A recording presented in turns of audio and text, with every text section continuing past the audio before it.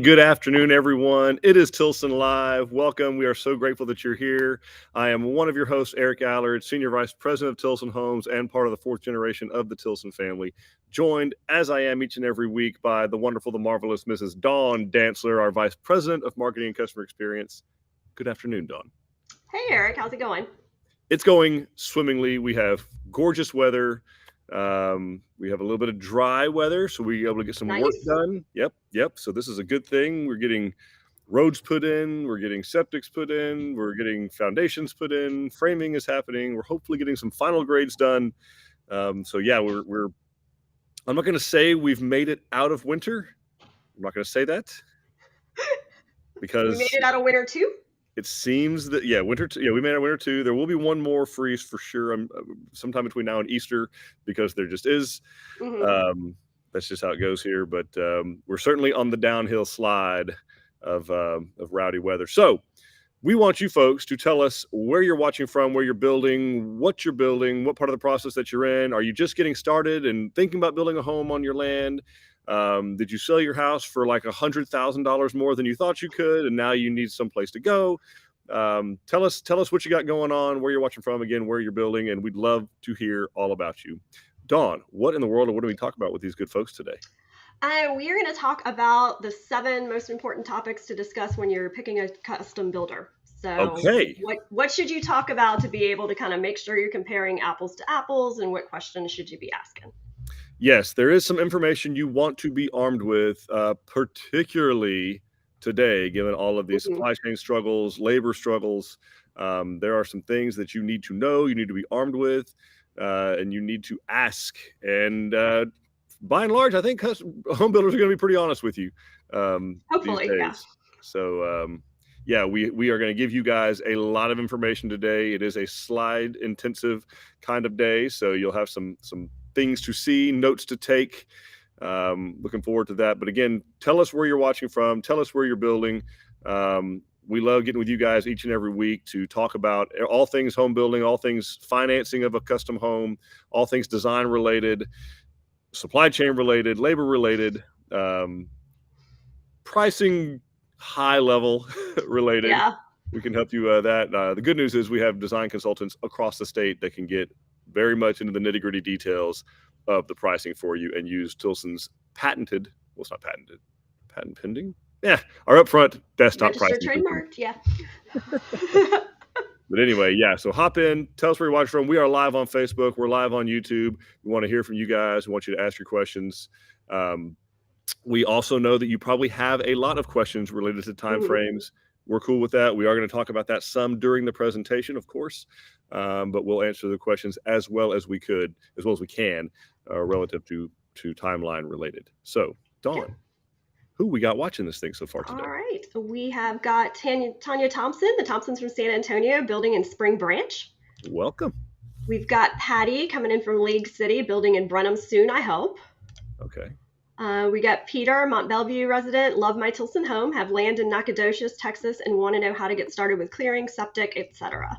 Awesome. Peter, you've come to the right spot. We'll talk about that. We've got Colleen watching from Conroe, trying to make decisions and planning before we sign to build on our land in Texas Grand Ranch. Very cool, Colleen. Awesome. And we've got Will from Klondike, taking a break from painting 2 buildings and working on garden stuff, getting it ready. His phone battery's super low. Well, we appreciate using the last remaining juice on us. Yeah, but well, before your battery dies, I have a well house that needs to be finished.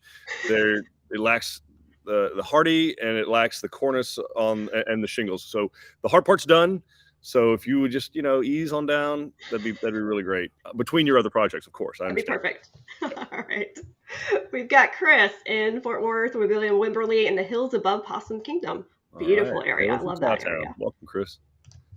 We got Reuben watching from Forney, looking at building on my lot, undecided on builders. Well, awesome. And this is a perfect seminar for you. Perfect.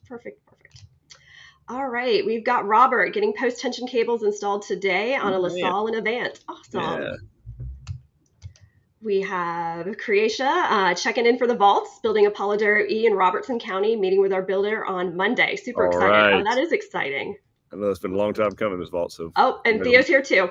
Aggie Land, Robertson County, getting ready to rock and roll. Big shout out to Ross Riggs, the best. Awesome. Pass that along. I'll tell his mom, Miss Jeannie. I'll let her know. You're also doing We've good. got Julie building in Bowie. Email from Kim yesterday. We are RTE'd. Awesome. Okay, That's so we exciting. got a slot. That's great. It's great. We got Kyle, Canyon A in Wilson County, pouring foundation tomorrow. Awesome. Okay, cool. Thanks, Kyle. Share some pictures, man. Yeah, we've got Denise, have land in San Jacinto County, wanting to know what plan leans itself. All right. Okay. Well, Will says he'll be down there to fix your will. And Perfect. Perfect. It's not fixed. We're building new. Okay. He'll get you. He'll get you straight. My place is the fable of the cobbler's shoes. That's all. Just can't get anything Yeah, it happens. We got somebody from YouTube building a canyon in Canyon Lake. We have water, power, color appointment, stakeout, culvert, construction driveway, and cleared the home site in less than 30 days. Wade is the best. Awesome. Oh, that's amazing. Wade cracking the whip over there. I know, right? We got Nora watching from San Antonio, building a LaSalle in Medina County. Oh, beautiful. Okay. We've got Janet building a live oak in Grayson County, waiting on a builder. Okay. We've got Linda, hi on my way to my land in Maypearl to watch this, building a Whitney. Awesome. Thanks for tuning in. All righty. All right. So here's what we have today. We are going to talk about what you need to know when you're thinking about choosing a custom builder. So obviously a lot of you guys have already, that horse has left the barn, so to speak. So you've already made your decision. We do have a few folks on here who are undecided. And that's great because what we want you is to be the most informed customer. We find that a well-informed customer is the happiest type of customer. So these are questions you can ask. We hope that we can help you.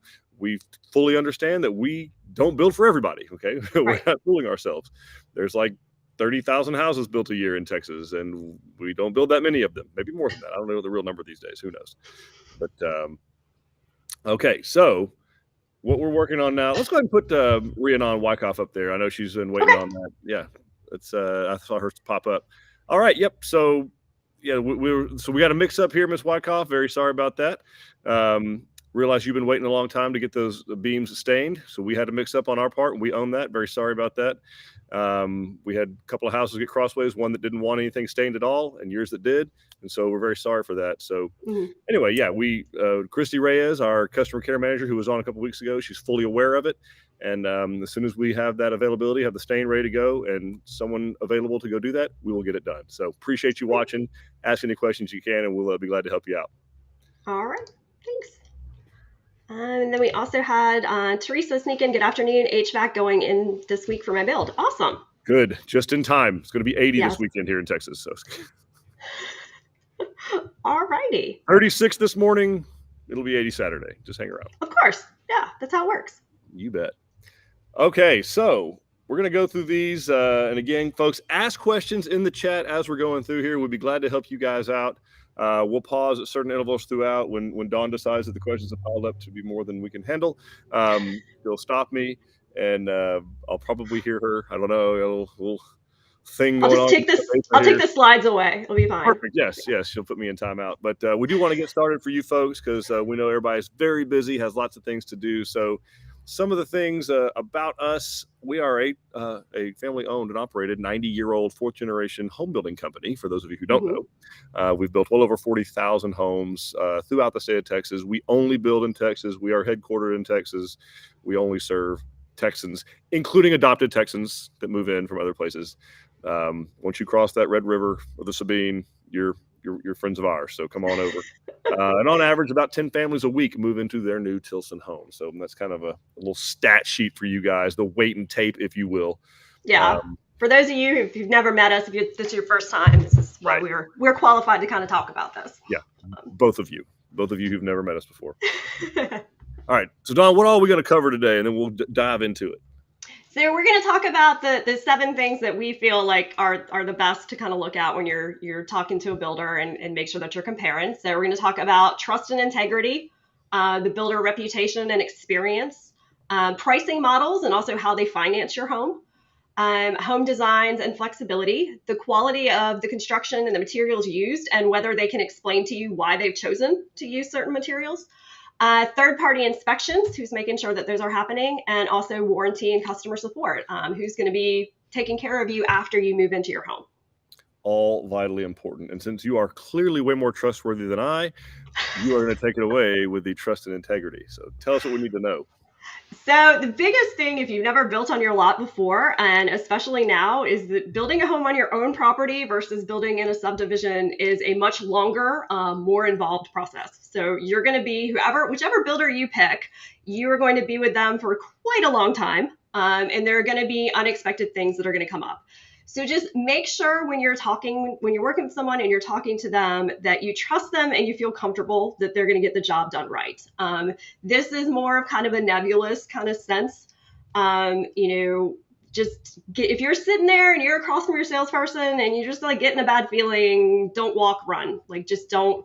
You're going to be with these people for probably a good year and a half to 2 years building your home, and then you're living in this home forever. So this is someone you're going to have a long relationship with. So you want to make sure that when you're asking them questions, they're giving you straight answers. They're giving answers that you feel comfortable with, and that it's just somebody that you get along with.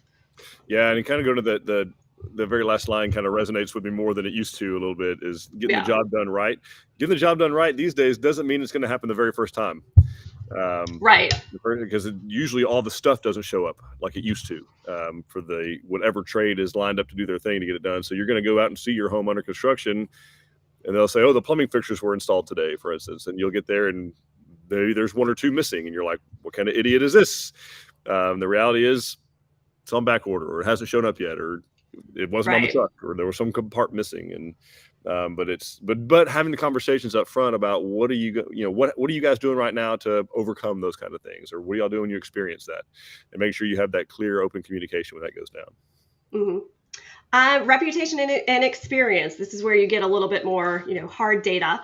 You want to look at how long have they been in business. How long have they been building on your lot, like specifically on your lot experience? In times like these, you have a lot of subdivision builders who are like, hey, we're out of property. Let's start building on your lot. And if they haven't done that before, it's going to be a much, much harder go.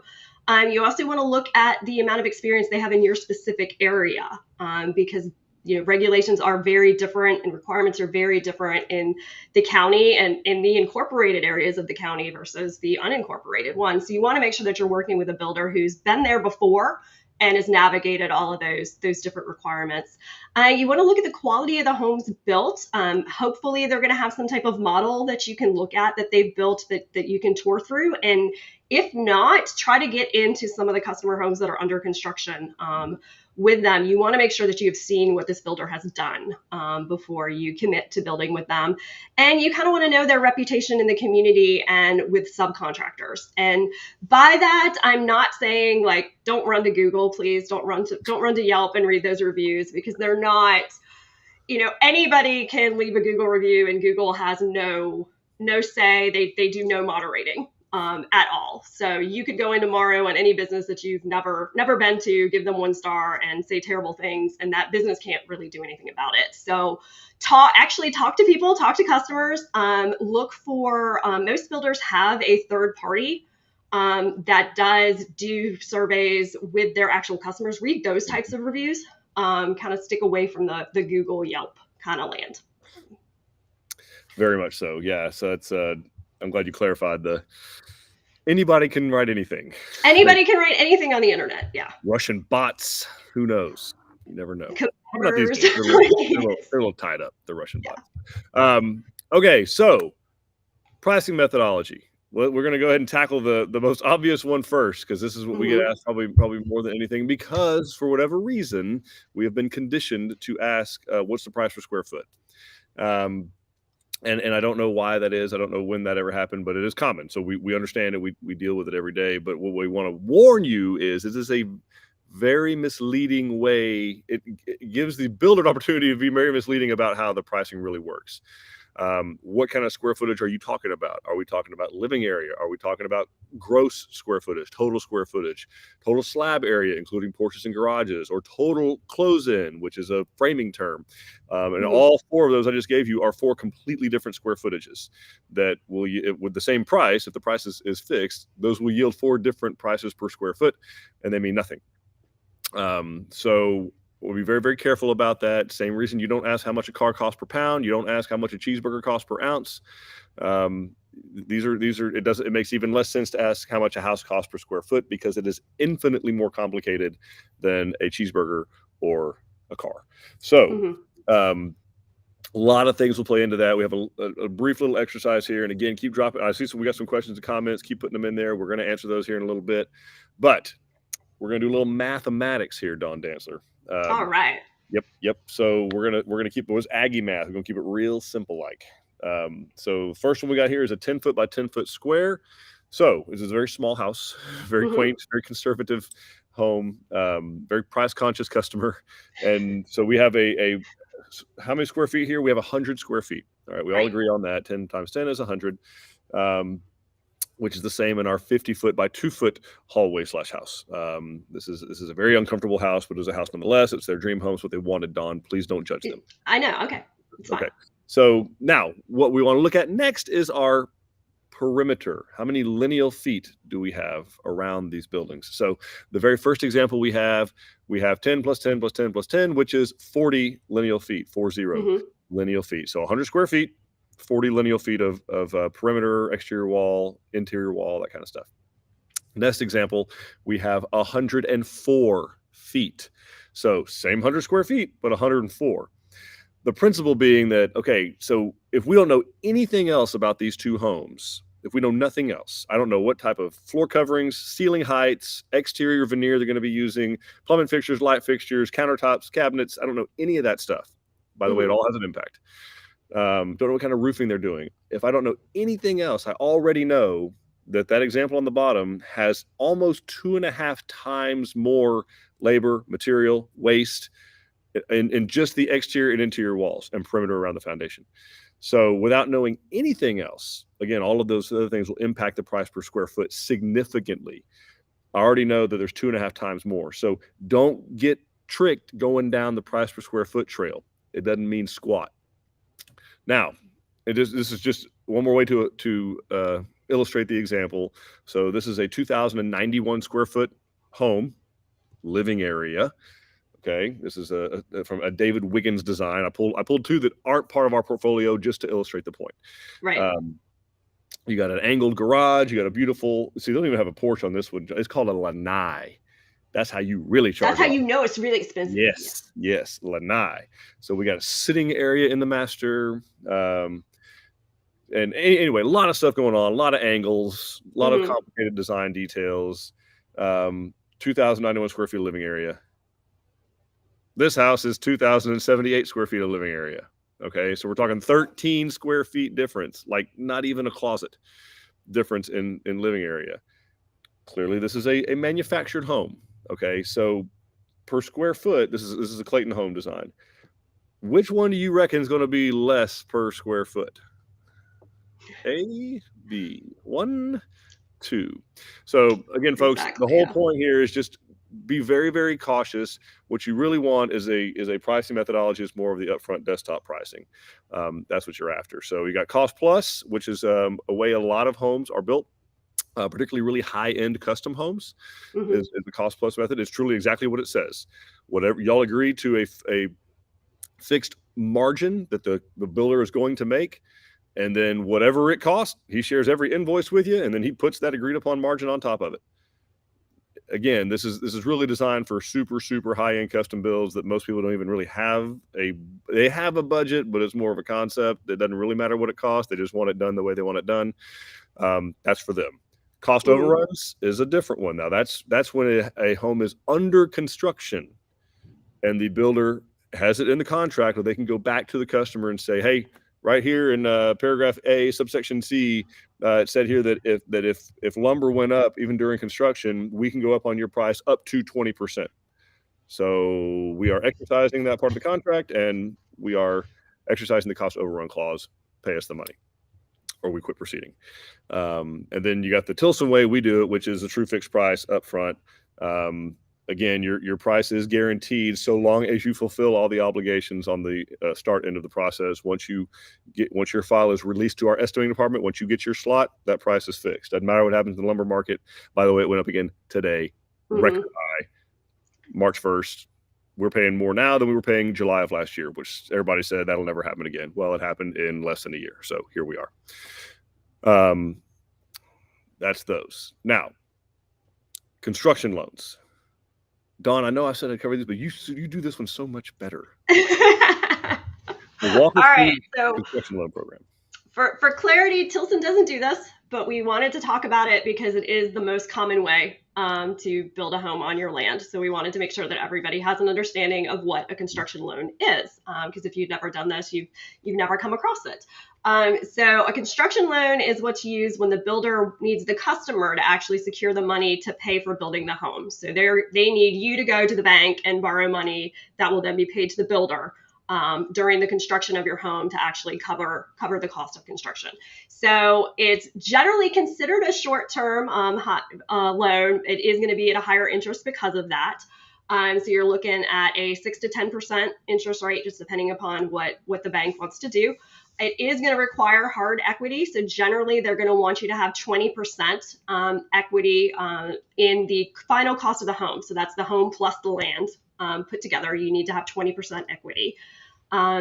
They used to run 12 to 18 months. Now with what the companies are recognizing in the building industry and what's happening, a lot of them are going to 18 to 24 because it is taking longer, and that just saves them from having to file extension paperwork.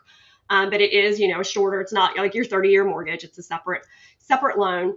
And what happens is along the way, the lender is going to pay money to the builder as the work on the house progresses. So your builder is going to stop at certain points and say, okay, I've completed everything. They're going to confirm that. The bank's going to cut them another check. You're going to authorize that payment. And then the way interest works is it's going to accrue on the amount that was paid to the builder. So that interest amount is going to go up over time.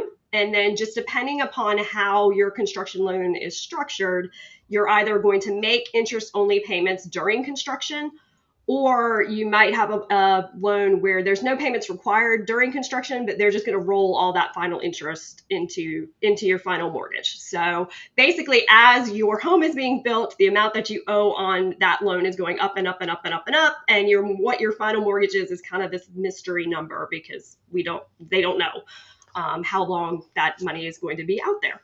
Yeah, and we have an entire video series dedicated to that, a couple of videos, I guess, dedicated to that.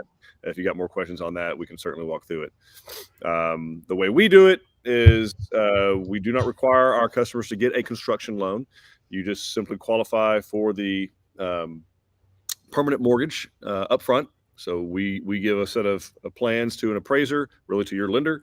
They give them to an appraiser, and they drive out and appraise your Tilson home through the plans that you wanted, the specs you wanted, as if it were built today, what it would sell for. That way you know and we know before we ever drive a nail exactly what your equity position is, whether you're overbuilding, underbuilding, or right in the wheelhouse of where you want to be with your neighbors, which been closing around you. But there's no construction loan or associated fees with that. There's no monthly payments during construction. There's no down payment so long as you meet our 10% equity requirement. And then, obviously half the equity requirement of a construction loan. And then, which means you keep more money in your pocket. And of course you have the peace of mind knowing that we don't get paid until we finish the home.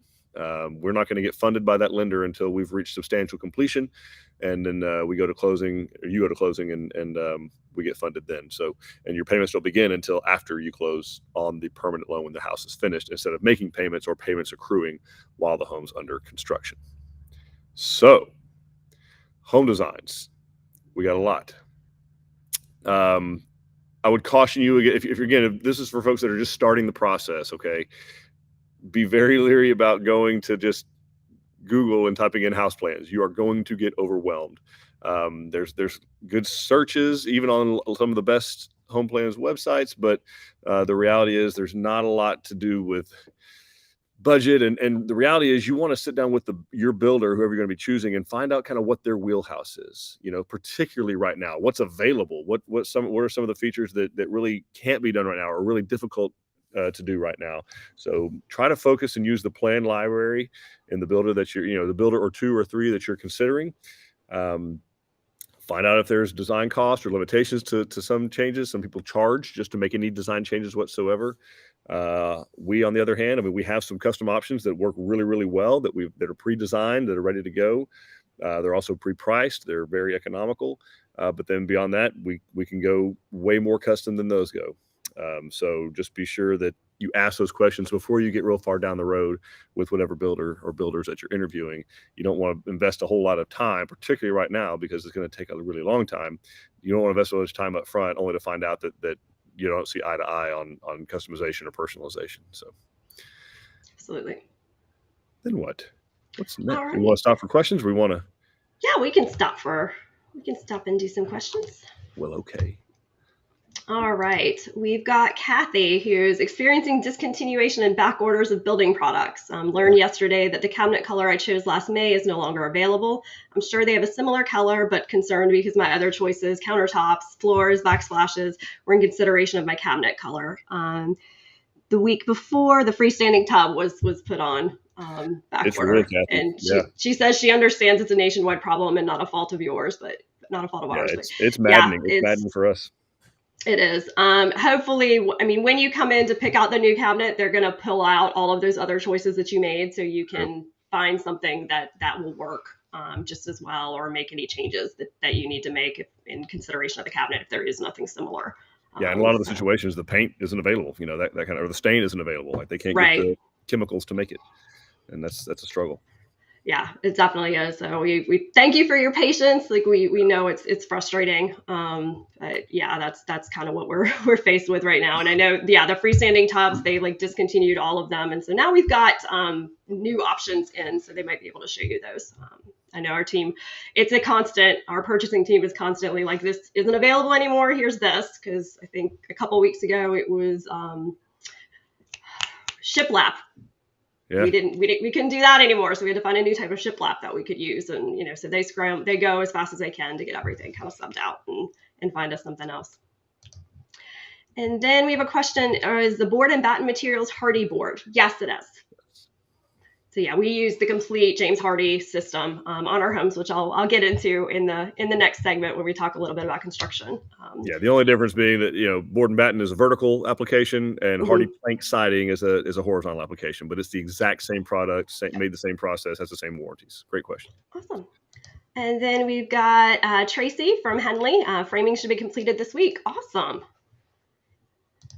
We've got Colleen asking, what are some of the out-of-pocket costs we should plan for when we sign? Deposit, water tap costs, electricity, etc. What would be a good rule of thumb to have ready that can't be rolled into the loan? Well, Colleen, there's unfortunately, given the areas, there's not really a good rule of thumb. Now, I think you said you're building in Texas Grand Ranch. So the beauty of that is it's all we do it all. Well, at least we offer. I mean, if you choose to do it that way, we have a package in there that we do everything. We do the water line, we do the septic system, we do the clearing, we do the pad, we do the flat work. We'll do the propane tank if you want to. We do the landscaping if you want to. So we're able to, where you are building, we have it set up where you can truly have a completely turnkey a la carte, either way you want to do it, either turnkey or a la carte. Come in right now, you let us do as much as you possibly can, because we do have some leverage with these contractors. Otherwise, you'll be wrangling any of them. Broadly speaking, you can put anything into the loan that'll fit in the appraisal. The appraisal really drives, the appraisal and what a buyer can qualify for. So, your purchasing power, your debt to income ratios, those kinds of things, that will drive what you can actually borrow. And so if you do those, it can be rolled in. If not, it is being things usually like a culvert, a driveway, at least a construction drive, and probably maybe your final drive. Maybe the septic system, if you don't want to put that in the loan, but a lot of customers do. I mean, right now we're pretty lucky that appraisals are high, right? Because homes have been selling in the area for higher than normal. Because remember, appraisal is based on what's been closing in your area, not what necessarily is for sale or historically but it's what's closed in the last 6 months or so. And fortunately for us, that's been pretty high in most areas. So more stuff is able to fit in loans than ever used to be able to. So that's kind of how that's working. Okay. And then Chris is asking, do your heat pumps come with electric emergency heat built in? They do. They have strip heaters built in. It's a backup. All right. And Teresa's asking, with prices of homes going up at closing and our final appraisal is way higher than at the beginning, will we be required to put more money down to meet the 10% equity requirement? Well, no, because No. theoretically, if that happened, you would actually have more equity. Because the amount that's the beauty of having our fixed contract price is the amount that you're paying us is fixed. So Hmm. if the amount you're paying us is here, and that value ends up being up here later on, then you actually have more equity. So you started out with 10%, you may have 12 or 14% equity by the time the house is done. The final appraisal, when they do that, they're not going out and reassessing the value of the house. When they go out at closing in our process and do a final appraisal, what the appraiser is going out and doing is verifying that we built what he appraised originally. So, if we gave him plans for a Canyon A, he went and appraised that and did his documentation and verified and stamped it and all that and gave it to the lender, and he goes out there and it's a Velasco, we're going to have a problem. Right. Okay, because we didn't build what we said we're going to build. So that's what the final appraisal is about. It's making sure that hey, did they build what they said they're going to build, which we are. I don't think the customer would let us not. And then they do check things like access, the final driveway to make sure that does the water flush, does the HVAC turn on? Like they're out Is there this a functional home? Yeah. correct. They're out there to protect the lender's interest. If the lender were to wind up with this home for some crazy reason, how long would they have to sit on it to sell it? That's what the final appraisal is doing. Does it function? Mm-hmm. Awesome. And then we have a question about our LVP options. Are they click and lock based or are they adhesive? They're click and lock. Yep. They click and lock. Right. And Colleen's asking, what is a good way to get a gauge on current land value to try to pre-guess equity positions so we can set a good budget? So fortunately, you're in Texas Grand Ranch. What I would do is look at what are the lots around you selling for right now, because Texas Grand Ranch actually has a very active resale market on the land and there. So I would look at what they're selling for, and that's a good indicator of what your property is also worth. All right. And Lance is asking, looking to build in Victoria County, was told that I could not change the bar option in the Velasco plan. Are certain plans only available to be modified and others not to a certain extent? We must have misunderstood what you want to do, Lance, because I don't know of any that we can't change the bar option on. I mean, there's certainly things that we can't do, whether it's a code issue or, clearance issue, something like that. So unless it was something like that you're getting into, but maybe shoot us a private message, walk us through who you're working with so we can get clarification from them and see if we can figure out what we want to get done. So yeah, maybe just specifically what you were asking for wasn't. Yeah. But certainly there are limitations on what you can do with some plans. Yeah, what'll fit in the space and stuff like that. Peter is asking, do you remove timber? So we'll do clearing. Yeah, Peter, we will do that. But when we do it, it's through a contractor, obviously. So we would typically get bids on getting it cleared and go from there. But what we don't do, when you mentioned timber in my neck of the woods, you see what I did there, Dawn? Yeah, I see. In my neck of the woods, when you talk about timber, a lot of big commercial projects, they try to offset some of the cost of their clearing by selling the timber. That's not what we're talking about. Residential lots are not big enough to leverage that kind of economy of scale. You got to have a significant amount of property that you're clearing to do that. And most of our customers that have that much property don't want to clear all their trees. That's why they want property. So when we're talking about just clearing, the most important thing when you're doing that is that it's roots and all. When timber companies go in to harvest timber, they chainsaw usually 8 to 10 inches above the ground and they leave the stumps. That's a no-go. We got to have the stumps completely removed. So great clarification. Thanks for asking, Peter. Okay. Ruben is asking, I have an interest-only loan that will expire in a year. How does that work if the house takes more than a year to build? Do I have to find a way to continue the financing if I go with Tilson, or what happens? Yeah, you'd probably need to do find out what the extension looks like when it's a refinance. If you've done an interest-only loan on a land loan, that means you got to find out when it has to be refinanced. So yeah, we need to do some type of a lot payoff, get it rolled into a regular loan, an actual, principal and interest type of loan, to get that done. And then we could, as long as it'll fit in the appraisal, you can actually pay the balance off with your permanent loan. So you got to have the 10% equity position, which is the value of the home that you want to build plus what the value of the land is. So if the house is 400 and the land's worth 100,000, that's a $500,000 in total value. You would need to have 50,000 paid into that land in one way or the other, and then you could roll the other 50 into the home loan. Okay, perfect. And then we have a question: what is the build time right now with some cases of the shortage of materials and all of that? Go for it, Dawn. So you are looking at somewhere, just depending on where you are in the state, but we're telling everybody to expect 18 to 24 months from when you sign your agreement with us to when you are able to move in. And that's just a reflection of what's going on in the market right now, of that it's taking longer upfront to get approvals on things, and to get, if you don't have utilities yet, those types of things, getting power connected is taking longer than ever before. Getting any needed permits, just there's so much demand that all of these systems are stretched. Yeah. And then you add to that supply chain issues, and it just makes everything worse. And then we're seeing the same thing on the building side. Eric was talking earlier that, we'll get a shipment of things and maybe it's not all there. So we might be missing a couple windows when your windows come. So we've got to wait for those to come. We work around it, but just everything is taking longer. So that's kind of what we're telling everyone to expect right now is 18 to 24, because we don't want to overpromise to you. But the faster the better, truly, for yeah. The way our business started, yeah. If you wait to start, it's not going to be any faster. Kind of the moral of there. We've got Vince. Ellie and I met Donington Marcus. Yes, you did. And I did see that you're in the process of getting your Shiloh. I was very excited when I saw that come across.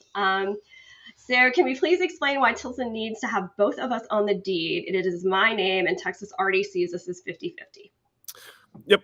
So I'm not an attorney. So I'm not here to give legal advice, but I can tell you that it does create issues with lien law and title companies. And yes, Texas is a community property state. I think that's what you mean when you say 50-50. But because of that, and because of the way the title works and the deed of trust works, when the house is completed, title companies are going to require that the deed be in both of the names. So it just makes for a nice, clean transition for title companies. The reason it matters to a title company, the reason it matters most importantly, is because a lender is not going to loan on it unless a title company is going to issue title insurance on it. And so what it really comes down to is appeasing the lender and appeasing the title insurance company who is insuring the title, the chain of title on the property. And it has a lot to do with property rights in the state of Texas that I'm not qualified to get all the way into.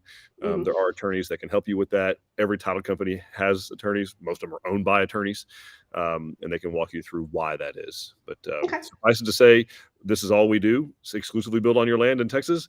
It's a thing. Yeah. All right. And Cedric is asking about light switches. Is there any option for rocker versus toggle? Sure is. Yep. We can do rocker instead of toggle. I don't have the exact price, but yes, your design center consultant can give you a price on doing rocker switches instead of toggle. And Tracy is asking, my husband would like to know, when would you use sandbags in a foundation? So Tracy, it's really kind of up to the contractor because all that we're really talking about there is fill material. So what she's talking about is typically at an extreme out of level. So a situation where we're going to be pouring, 5, 6, 8, 10 feet of concrete on the low side of the property. So an extreme out of level situation. And what they'll do, they'll typically sandbag that instead of trying to fill dirt in there and then dig it because they have to dig a trench down because the engineer wants a beam across the back and going every which way, kind of like we've got some construction ones that show you the waffle type of looking. So it's really, really difficult to dig a really perfectly straight 10-foot deep beam. That also goes down into the ground, by the way. So it's got to go into the undisturbed soil. It is a much cleaner way to do that if you sandbag it up and the sandbags stay in place.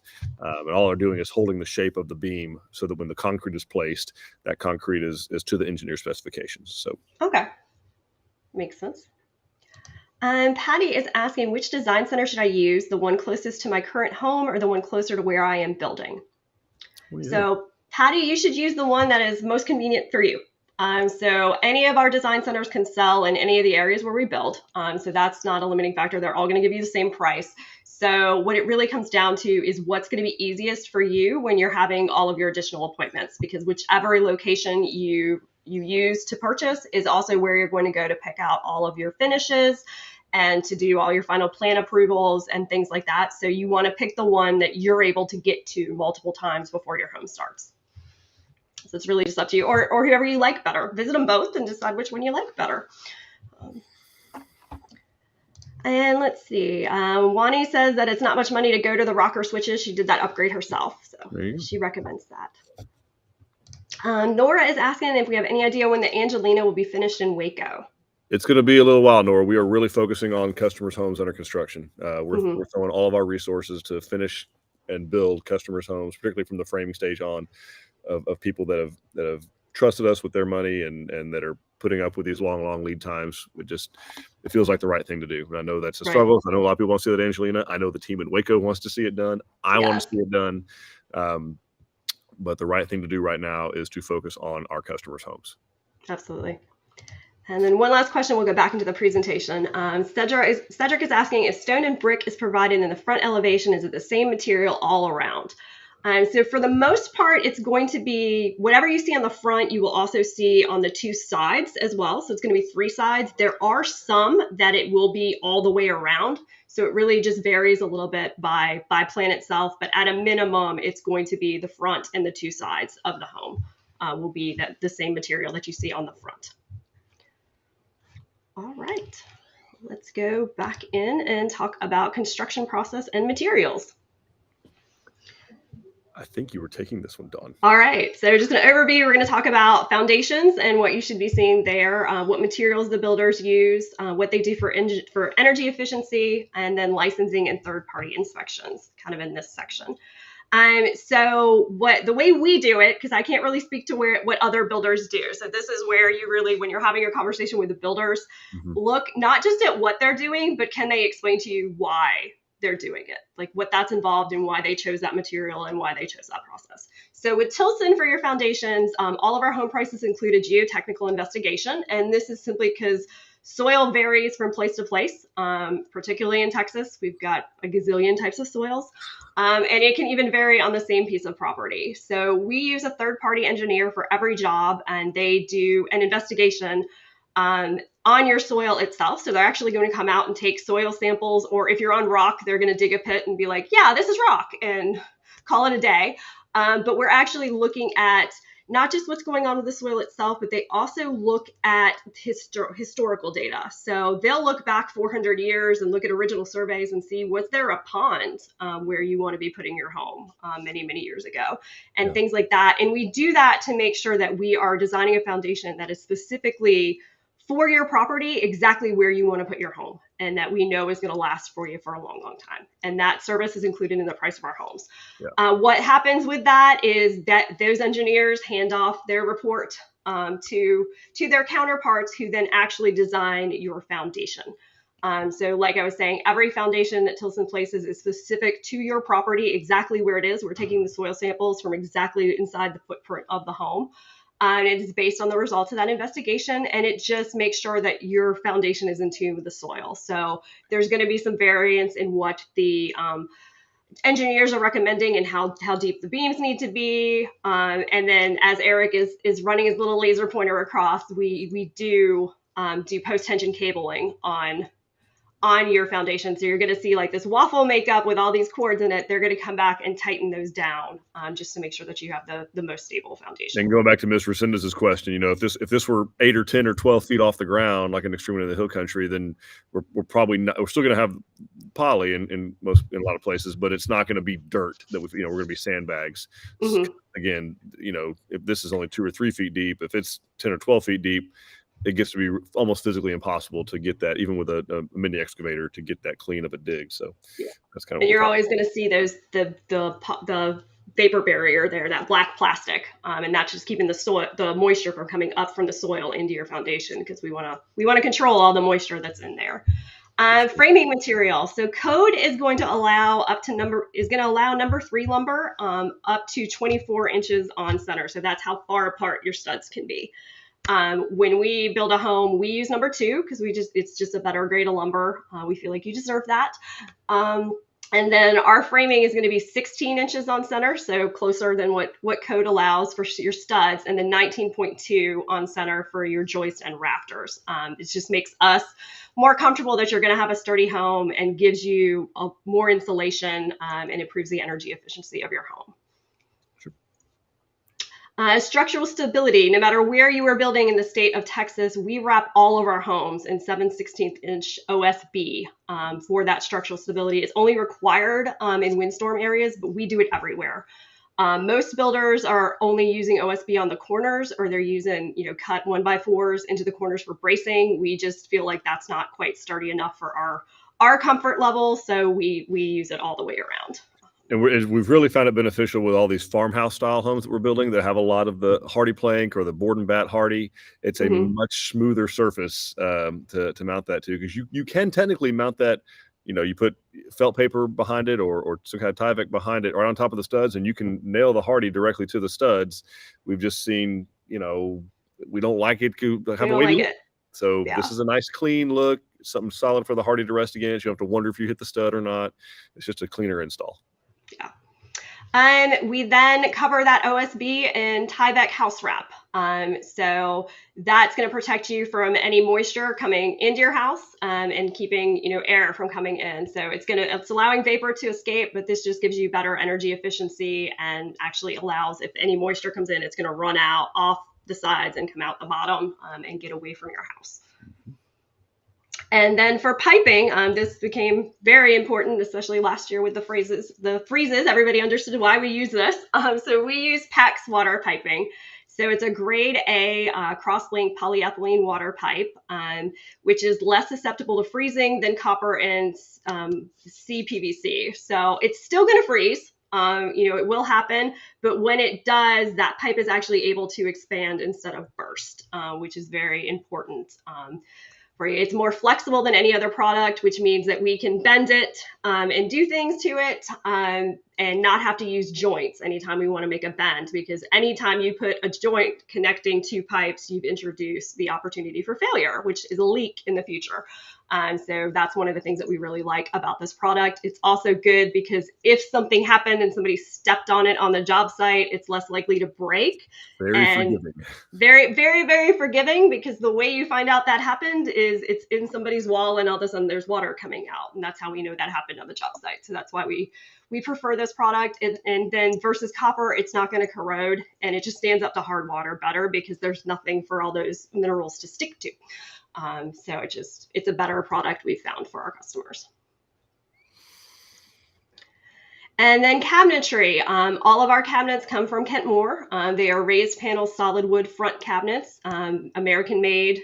We've got dozens of styles, stains, and glazes available. Sometimes they get discontinued, but then we find you something better. And all of our kitchens are going to come with full extension drawer glides. So that's when you pull out that top drawer, it's going to come all the way out so you don't have things stuck in the back and have to reach in. So it's a very nice feature. We have 42-inch tall upper cabinets. So we want to make sure most of our homes are built out in the country. We want you to have as much storage space as possible. So we give you good tall cabinets. And if you want your painted cabinets, they're doing that on site in a paint booth. Sorry, not on site. They're doing that in the factory in a paint booth. So it's not exposed to all the dust and things that you would have on site. So we can make sure that we've got a good quality finish and it's going to be durable for you. Windows. We use American-made vinyl tilt sash windows. They're double pane, low E glass, and they have a limited lifetime warranty on them. So very good product. And even though they are made not just in America, they're made in Texas. We're still looking at a 16 to 24 week lead time right now, which is insane. Yes. HVAC systems. So Tilson installs matched 15-SEER Lennox HVAC systems in all homes. The reason we use a matched system is it gives you a better warranty on it. And then for every single home, we actually put all the information about your house into a computer software called Emmanuel J. That actually takes into account how much glass is in your home, what direction does your home face, all of that type of information to calculate exactly what size HVAC system you need and where all the returns should be, all of that kind of stuff, just to make sure that we've got the right size, because you don't want to just put the biggest system possible on your home. You want to put the right sized system on your home, because the second thing that your air conditioning does is actually pull humidity out of your house. And if you have too big of a system, your house will get cool before all the humidity is pulled out, and then it shuts off, and you've got to. You can't figure out why it's 68 degrees and it feels muggy. Yeah. Great point. All right, energy efficiency. So we build in 2 climate zones, and depending upon which one you're in, we're going to do your insulation a little bit differently. So if you're in climate zone 2, which generally speaking is our more southern southern territories. It gets a little wonky in the middle, but generally speaking, if you're Gulf Coast area or down in that, we're going to use bat insulation, R38 blown insulation in your attic, and then R15 bat insulation in your walls. And then we're also, when we're doing your roofing, we're putting on a radiant barrier decking, which is basically the OSB. It's got shiny on the back, is what it looks like. And what that does is actually block the sun's radiant heat. So it's blocking 97% of that radiant heat and just keeps your attic cooler and has less wear and tear on your AC equipment. Then if you're in climate zone 3, which starts kind of in the central Texas area and goes all the way north, we're going to actually be using spray foam insulation. So that's already included in the prices that you see on our website. We use open cell spray foam. So we're actually, the guys coming in the white suit and actually spraying everything done to seals all the cracks and crevices in your house and makes it really tight like a Yeti cooler. And then we also do install a dehumidifier, because when you seal your house that tight, you can't get moisture out unless you actually put in a system to take it out. And we actually have to add some fresh air intake because nothing's getting through this system. We have to consciously bring the air in and let the water out. So that's going to be all included.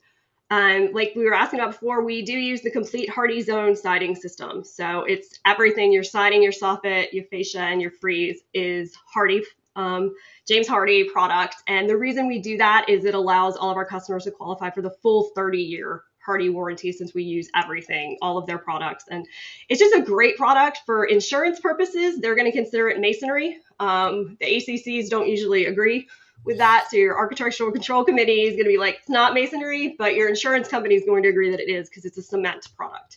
Yeah. So very, very resilient. Third-party inspections. So according to state law, every home is required to have a third-party inspection. However, no one's actually watching that in most of the areas in which Tilson built. So if you're building in an unincorporated area of Texas, that county, odds are it's not going to have its own inspector.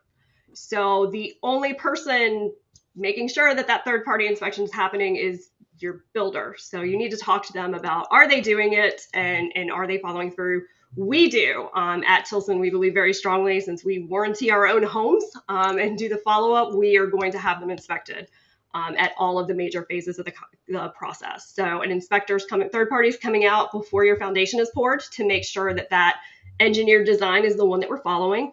They're going to come out at framing before we put in your insulation or anything. Like, they're going to make sure everything was framed correctly. They're going to take a look at your electric, HVAC, plumbing, and your installation before we put the sheetrock up to make sure that everything looks the way it's supposed to. Once we are done, we're having third party come in and do energy testing, so we can make sure that your home is nice and tight and we're actually meeting those energy requirements. And if we don't, we go around and start filling holes until we do. And then we will have another final inspection. Yep. And then finally, once all is done and inspections happened and you've done your punch list and walk through with your builder and we've completed everything, you go to closing. It's a wonderful experience, and you get to move into your home. That doesn't mean we go away. No.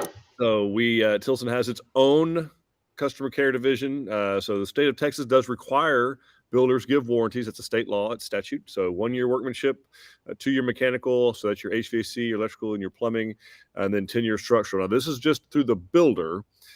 Through us, there are obviously manufacturer's warranties on top of those. You heard us talk about how the windows have a limited lifetime warranty. Your plumbing fixtures have a limited lifetime warranty. The shingles have a limited lifetime warranty, and all of the other products in there have various warranties. So, you want to find out when you're talking to these builders, who's servicing the warranty. Like, does the building superintendent do it?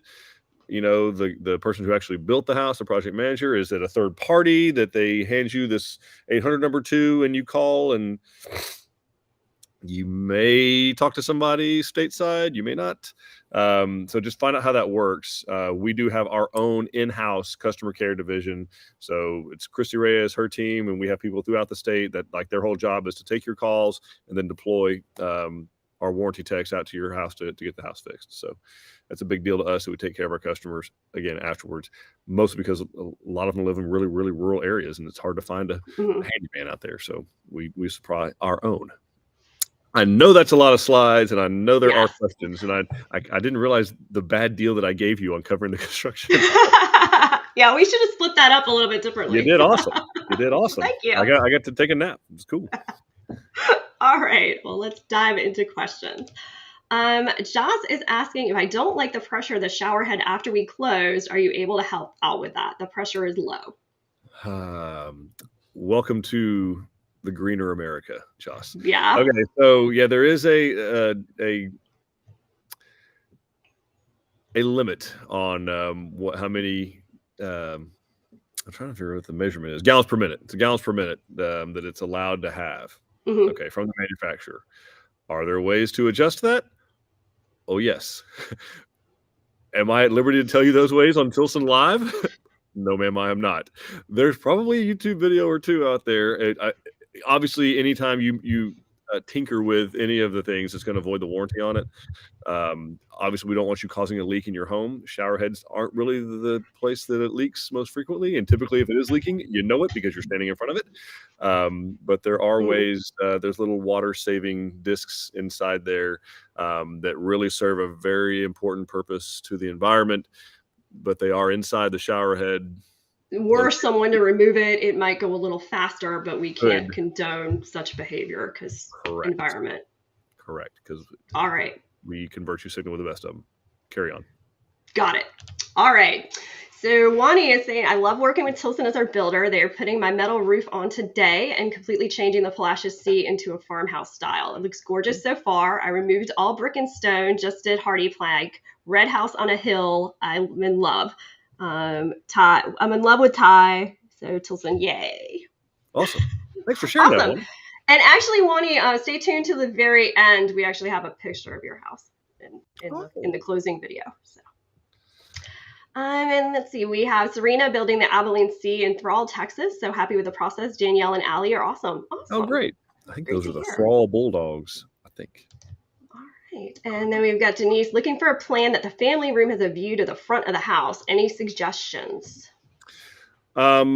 So yes, there are. Let me look. I can't remember the name of it. I know what it used to be called. It used to be called the Bandera. It's not the Bandera anymore. So let's do some looking. But yes, we do have plans that the family room faces the front in the 16 to 1,800 square foot range. I know for sure. So yeah. Let me poke around a little bit while Dawn looks at some other questions. Okay. And then let's see. Ruben is asking, how does Tilson manage technology for the home, such as network drops in the rooms and central management? So we have Cat 5e. That's going to be run to every bedroom and anywhere there's a study or an office. We also run 75 ohm coax to each of those locations. So if you're going to have satellite with different drops, right? The way the houses come included is those are all terminated in the attic. Okay, because we never know if our customer's going to have. Are they going to have direct TV? Are they going to have dish? Are they going to have satellite internet? Do they have fiber? Do they have cable modem? Because we build in such a vast array of areas, most of which are rural. So we have a lot of customers that are doing satellite internet, in which case it works best to be terminated in the attic. That said, we are able to do structured wiring panels. We've done them before. We have them available in our e-price book, so you can get with your local design center, then get your pricing on. I think we have a 8-port and a 16-port structured wiring panel that you can locate somewhere in the house if you want to. All right. And Wani was correcting for me that TY means thank you, which you're right. I know that, but Ty is also one of our builders. So were you born again? Come on. I know that. I just, there's a lot going on. Tuesdays are busy. All right. Julie is asking, my cabinets will be navy blue. Will I get some touch-up paint when, not if, my 7-year-old bangs a Tonka into a lower cabinet door? Definitely ask the builder about it. I'll tell you, when it's touched up, it still doesn't match perfectly. And the reason is because, as Dawn spoke to a while ago, it's that factory finish. So those are painted in a paint booth inside of a closed and sanitized facility. And so I know that sounds really, really sophisticated, but what it means is it's just like you probably can't really touch up the paint on your car and have it match if you were to scratch it. It's very, very similar there. So not to say that we couldn't include something. I don't know that that Kentmore does. I really do want to say that they require that they come out and do something to it. I think I've asked them specifically that, but Yeah. I do know for a fact that the touch-ups do not touch up on that. The Harrisburg was what I was thinking about, by the way. Finally, The one with the living room in the front? Yes. All right. Perfect. And let's see. Linda's asking, we are thinking of putting in solar panels on the roof of our home. Will that affect the warranty? So certainly, yeah. If you punch a hole in the roof, it's gonna affect the warranty. But that said, most solar companies they have ways to do it correctly, and I don't know if they carry a warranty or not, but yeah, certainly, if you punch a hole in the roof, it's going to avoid the warranty. Okay. All right. And Linda's asking, how often does Hardie board require repainting? Linda, depends on where you live. So technically, you can go probably 12, 15 years where you have to do it. In some areas, you can probably go 20 years and not notice it. So areas that have low humidity, don't have a lot of rain, that kind of stuff, you can go a pretty long time. It's just going to fade with the sun. But if it's a light color, it's not a big deal. We're seeing a lot of white be used these days for farmhouse style. If you are in a place like Southeast Texas where you do get a lot of moisture, humidity, rain, it starts to turn kind of green. You're not going to like the way it looks. Mm-hmm. So in those situations, you're probably going to get away with about every 8 to 10 years. You're going to need to repaint it, pressure wash it, and paint it.